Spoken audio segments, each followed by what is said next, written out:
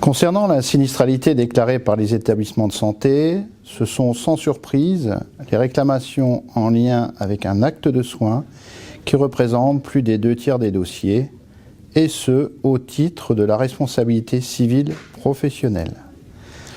Dans la masse des dossiers recensés, on remarque également une élévation sensible par rapport aux années antérieures du nombre de sinistres matériels, avec une majorité concernant les patients qui ont perdu une prothèse dentaire ou auditive ou oculaire. On peut noter également cette année une tendance à l'augmentation des dossiers au titre de la protection juridique, puisque leur nombre a triplé ces 3 dernières années. Cette augmentation s'explique par un nombre croissant de demandes de conseils pour prévenir des problèmes potentiels. Les patients qui formulent une réclamation le font dans un contexte de prise en charge médicale ou chirurgicale par un praticien libéral. Pour ces demandes d'indemnisation, la responsabilité de l'établissement de soins ne saurait être retenue, sauf si une faute d'organisation ou une faute technique d'un salarié de la structure est établie. Comme les autres années, c'est la chirurgie qui est largement concernée par la sinistralité des établissements de santé.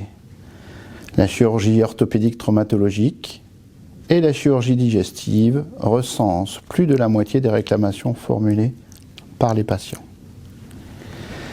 L'année 2018 voit encore la responsabilité des établissements de santé engagés pour les infections associées aux soins. Elle représente 40% des accidents corporels. C'est une augmentation conséquente par rapport aux 2 années précédentes. Ce constat démontre que rien n'est gagné sur cette thématique de risque et qu'il convient de rester vigilant. Il faut rappeler sans cesse les fondamentaux dans cette lutte. Ce sont les facteurs humains qui sont à prendre en compte, puisque les germes identifiés dans nos dossiers sont essentiellement des germes manuportés. Cette typologie de réclamation reste particulièrement difficile à défendre, car les textes mettent à la charge des établissements de santé une responsabilité sans faute. C'est un régime juridique favorable aux victimes et qui a pour effet d'inverser la charge de la preuve. Enfin, le dernier point d'attention concerne les sinistres mettant en cause la structure de soins pour des erreurs liées à une coordination des tâches. On peut se réjouir d'une baisse significative de ce motif. Elle est peut-être liée à une prévention des risques développée au sein des établissements de santé. Cette culture de sécurité permet de diminuer les événements indésirables dits évitables, mis en exergue par la Direction générale de l'offre de soins et la Haute Autorité de santé.